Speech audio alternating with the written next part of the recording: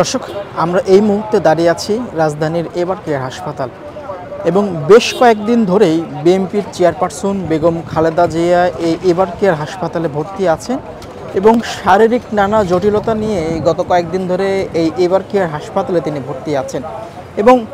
বিভিন্ন সময় গণমাধ্যমের সাথে কথা বলেছে বিএনপির বিভিন্ন নেতাকর্মীরা। তারা যেমনটি বলেছেন যে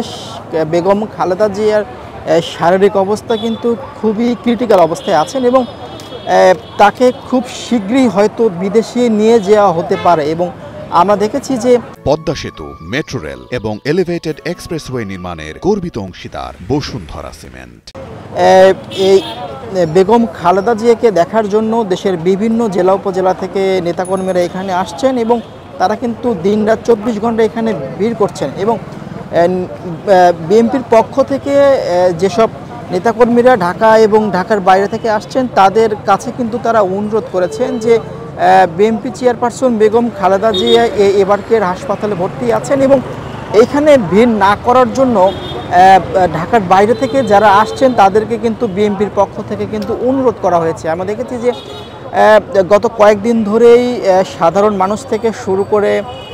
বিএনপির বিভিন্ন জেলা উপজেলা থেকে যেসব নেতাকর্মীরা ঢাকায় আসছেন এবং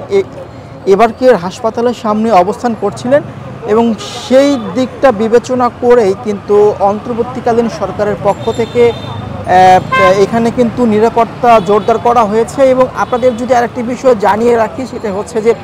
বর্তমানে এবার কেয়ারের সামনে পুলিশ মোতায়েন করা হয়েছে এবং বিজিবি কিন্তু আমরা দেখছি আজকে সকাল থেকে কিন্তু দেখছি যে বিজিবির একটা ইউনিট কিন্তু এখানে অবস্থান করছেন এবং